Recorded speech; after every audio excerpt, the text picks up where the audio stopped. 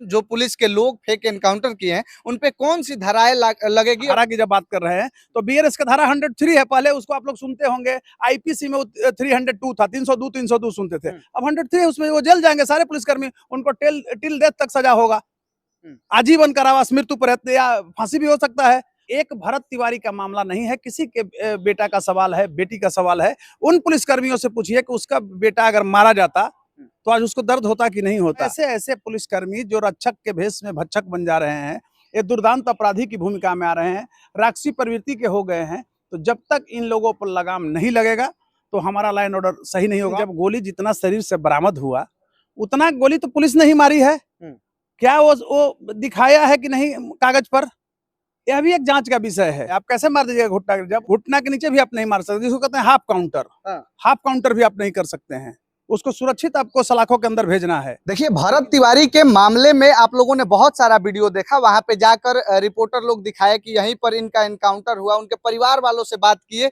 उनके माता पिता और भाई से बात किए, गांव वालों से सब लोग बात किए। लेकिन अब यहाँ पे सबसे बड़ी बात हम आप लोगों को बताने वाले हैं, अभी वकील साहब के साथ मिलकर। आखिर वो जब सरेंडर कर दिए तो पुलिस प्रशासन एनकाउंटर क्यों कर दी, क्या इस पे नियम होता है? क्योंकि वकील साहब भी जो है कि लॉ के बारे में अधिक जानते हैं और अभी हमारे साथ हाई कोर्ट के सुप्रसिद्ध एडवोकेट कौशलेंद्र नारायण जी हैं और इनसे बातचीत करेंगे। अच्छा सर, सरेंडर करने के बाद एनकाउंटर कैसे देखते हैं और क्या नियम होता है कि सरेंडर करने के बाद एनकाउंटर किया जा सकता है?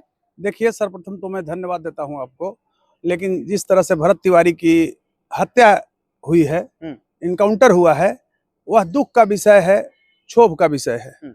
रही बात कि जिन पुलिसकर्मियों ने इनकाउंटर किया है उसको कड़ी से कड़ी सजा मिलनी चाहिए। लेकिन अगर प्रोसेस की बात कर रहे हैं, कोई भी बड़ा से बड़ा दुर्दांत अपराधी अगर आत्मसमर्पण करता है तो पुलिस इनकाउंटर नहीं कर सकती है। वो तो पुलिस में आत्मसमर्पण कर ही दिया, स्वीकार कर लिया कि भाई पहले से अगर कोई भी भूल हुआ होगा तो जो न्यायिक अभिरक्षा में हमको सुरक्षित भेज दीजिए अंदर, और फिर लीगल जो हमको दंड होना चाहिए वो मिलना चाहिए। रही बात शाहपुर की जो ये घटना घटी है, भरत तिवारी से जुड़ी हुई घटना, ये पूरे आम जनमानस के लिए बड़ा ही सदमा का विषय है। अच्छा, बड़ा बड़ा डकैत भी रहता है सर, तो हमारे देश में नियम है कि घुटने के नीचे अगर वैसा स्थिति आता भी है तो घुटने के नीचे एक आध गोली मार दी जाती है, नहीं तो सरेंडर के बाद तो मतलब किसी को किया ही नहीं जाता, वो कंट्रोल के लिए होता है। ये स्थिति नहीं है, आप कैसे मार दीजिएगा घुटना, जब वो आत्मसमर्पण कर दिया, तो आत्मसमर्पण पहले घुटना के नीचे भी आप नहीं मार सकते, जिसको कहते हैं हाफ काउंटर, हाफ काउंटर भी आप नहीं कर सकते हैं, उसको सुरक्षित आपको सलाखों के अंदर भेजना है। लेकिन जिस तरह से वहां के थाना प्रभारी ने तुगलकी व्यवहार का परिचय दिया है, बड़ा ही अमानवीय व्यवहार है, इसके लिए मेरे अंदर भी दुख है, क्षोभ है और मौत सी मायूसी है। क्योंकि एक कॉन्स्टिट्यूशनल ब्रेकडाउन ये लोग करा रहा है, लॉ का हरासमेंट कर रहा है। जैसे अभी आप आए हुए हैं, अभी पटना उच्च न्यायालय है ना, तो क्या है, एक देव मंदिर है, मैंने न्याय रूपी एक देव मंदिर बनाया, देवताओं के प्राण प्रतिष्ठा के पूर्व दानवों ने चुरा लिया। तो ऐसे ऐसे पुलिसकर्मी जो रक्षक के भेष में भक्षक बन जा रहे हैं, ये दुर्दांत अपराधी की भूमिका में आ रहे हैं, राक्षसी प्रवृत्ति के हो गए हैं। तो जब तक इन लोगों पर लगाम नहीं लगेगा तो हमारा लाइन ऑर्डर सही नहीं होगा। और एक चीज मैं बताना चाहता हूँ, अभी वर्तमान सरकार को धन्यवाद देना चाहिए, पुलिस प्रशासन के जो वरीय पदाधिकारी हैं, मैं भोजपुर प्रशासन की बात नहीं कर रहा हूँ, जो वरीय पदाधिकारी हैं, बिहार के डीजीपी है, उन लोगों को बधाई देने योग्य हैं, क्योंकि वो अभी तत्कालीन जितने भी पुलिसकर्मी शामिल थे, एक एसआई था, थाना प्रभारी एसएचओ थे, और जो भी काउंटर में शामिल थे, उनके ऊपर निलंबन का कार्यवाही शुरू हुई है। लेकिन लगाम लगाने के लिए निलंबन क्या सिर्फ सही है? सिर्फ निलंबन? लेकिन मैं आ रहा हूं वहीं, मेरी बातों को सुनिए। लेकिन सस्पेंशन इज नॉट पनिशमेंट, निलंबन पनिशमेंट नहीं होता है, वो तो फिर रिवोक हो जाता है, वो लोग 10 दिन में ट्रांसफर कर रिवोक कर दिया जा सकता है। लेकिन बीइंग लॉयर या सरकार की जो नजरिया है, मैं बताना चाहता हूं कि उस पर एफआईआर दर्ज होगा दोषी पुलिसकर्मियों पर, और ये लोग आजीवन कारावास के भागी होंगे, टिल डेथ तक, या फांसी भी हो सकता है। तो मेरे समझ से लगता है कि सरकार संवेदनशील है और बड़ा ही सराहनीय कार्य किया कि ये दिखाया पब्लिक में कि नहीं, मान लिया पुलिस वाले वरीय पदाधिकारी, तो मान लिया कि हमारा एसएचओ दोषी है। तो पहली जो कार्रवाई निलंबन का हुआ है, बाद में इनको सेवा से बर्खास्त किया जाएगा, और एफआईआर में अगर दोषी पाए जाते हैं तो स्पीडी ट्रायल चला करके इनको सलाखों के अंदर भेजा जाए और टिल डेथ करा जाए। एफआईआर हो गया है, जो एसएचओ हैं या उनके साथ 4-5 और पुलिसकर्मी हैं जो निलंबित हुए हैं, तो उन लोगों पे एफआईआर हुआ है फेक एनकाउंटर के लिए?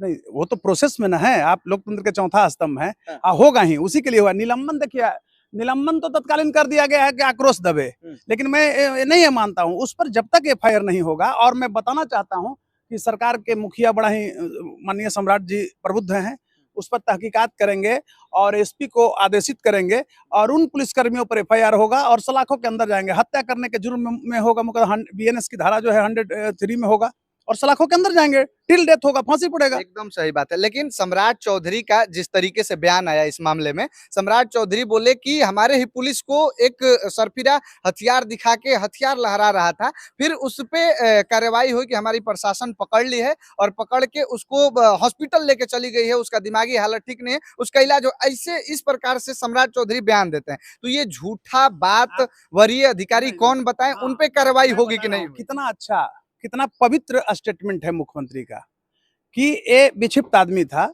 और हम अब पुलिस पर जो एक्ट किया और पुलिस उसको गिरफ्तार कर लिया है, हॉस्पिटल में जाके भर्ती करा रहे हैं। और ये थोड़ी कह रहे थे कि उसको इनकाउंटर कर दिया गया है, लेकिन उनको झूठी बात बताई गई ना अधिकारियों वहीं आ रहा है। पुलिस कर्मियों ने जब उसको इनकाउंटर कर दिया वाहवाही के लिए, कुछ ऐसे क्या है किसी को निकाल के सरकारी पिस्टल से मार देना, तो जब दिए नहीं होंगे, जब तक उन पर कार्रवाई नहीं होगा। आप ये बताइए, कोई डीएसपी है, एसपी साहब रिटायर कर जाएंगे, पावर तो रहेगा नहीं, उनके बेटा को निकाल के वो मामूली पिस्टल सिपाही को दिया जाता है, मार देगा तो क्या करेंगे? इसलिए ऐसे पुलिसकर्मियों को फांसी पर लटकाना चाहिए। हमारा कानून सबसे ऊपर है, माने supremacy of law can not be challenge by anyone, it's above than us. कानून की सर्वोच्चता को कोई एक व्यक्ति और संस्था चुनौती नहीं दे सकता है, हमारा कॉन्स्टिट्यूशन ही चुनौती दे सकता है। तो ये जो पुलिसकर्मी जिस तरह के घटना को अंजाम दिया है, इसके प्रति कहीं भी सहानुभूति नहीं होनी चाहिए। एसपी साहब या डीएसपी साहब जो झूठी सूचना दिए हैं मुख्यमंत्री सम्राट चौधरी को, उन पे भी कार्रवाई होगी? एकदम होगी, जांच का विषय है, जांच हो रही है। मिसलीड कौन किया? देखिए यूनिट है ना, एसएचओ यूनिट है, सबसे अंतिम यूनिट है, वो सूचना देते हैं डीएसपी को, डीएसपी एसपी को, एसपी डीआईजी को, आईजी को, डीजीपी को, तब डीजीपी को। ये छन के कहां से इस तरह के आई? और पूरा सिस्टम का सवाल है, लॉ एंड ऑर्डर का सवाल है। और अगर इस तरह से पुलिसकर्मी अगर गोली मारना शुरू करे तो आप कितना लॉस उठाइएगा? अच्छा सर, आप वकील हैं, आपसे मतलब एक इंसानियत के तौर पे ये भी बात पूछना चाहेंगे, क्या भरत तिवारी जिस तरीके का मांग कर रहे थे, क्या उनकी मांग गलत थी? उनका एक्शन हम गलत बोल सकते हैं, लेकिन इंटेंशन गलत नहीं बोल सकते हैं। देखिए मैं बता रहा हूँ, भरत तिवारी का जो एक्ट था वो गलत था, इसको मैं कह रहा हूँ। लेकिन जब उन्होंने शस्त्र को फेंक दिया और आत्मसमर्पण कर दिया, तब क्या था? पहले तो उनका कोई क्रिमिनल बैकग्राउंड नहीं रहा है, और आप बोल भी रहे हैं, चाहे जो हम लोग तक छन के आ रहा है कि वो विक्षिप्त थोड़ा थे, मानसिक स्तर पर थोड़ा कमजोर हो गए थे।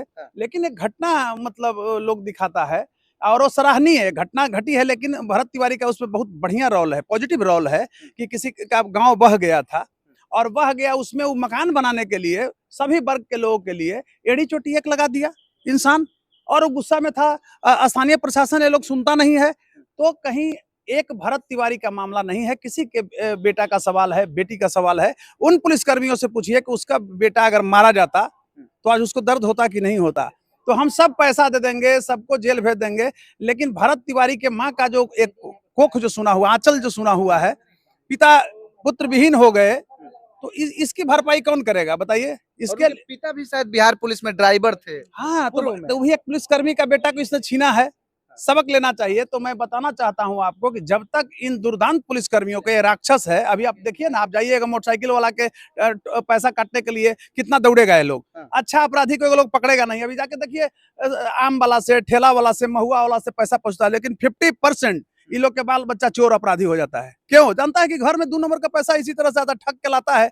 इसकी सैलरी 30,000, 40,000, 50,000 है और मेंटेन करता है 1 लाख, 1.5 लाख का। तो क्या इसकी भी सुधार की आवश्यकता है? ऐसे पुलिसकर्मियों को भी सेवा से बर्खास्त करने की आवश्यकता है। सर, जैसे जब वो पिस्टल लहरा रहे थे भरत तिवारी, या 1-2 फायरिंग भी किए हैं प्रशासन पे, या हवाई भी फायरिंग किए हैं, तो अगर जब वो फायरिंग किए और फायरिंग के बाद ही प्रशासन तुरंत उन पे गोली चला के एनकाउंटर कर देती, तब वो चीज गलत होता है?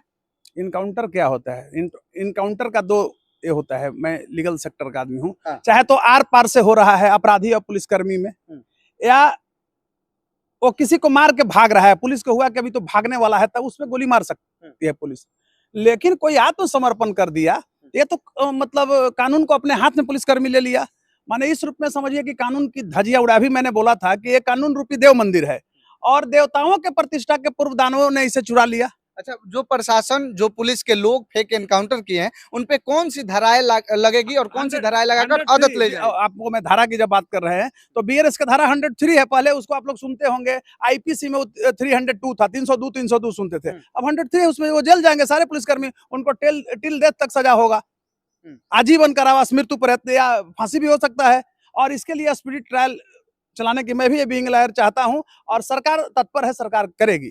और प्रशासन ये बात बोलते हुए नजर आ रही है, एक दो जगह हमने देखा कि मतलब हम लोग मजबूर थे, आप लोग वो वीडियो नहीं देखे जब हम लोगों पे वो पिस्टल लहरा रहा था। नहीं, वो सब बोल रहे हैं, तो जब आत्मसमर्पण कर ही दिया, वो वीडियो जरा दिखाई, आत्मसमर्पण जब वो कर दिया, हम लोग भी उस वीडियो को देख रहे हैं, तो कहीं से मतलब मारने का कोई ये नहीं बनता है, औचित्य होता है।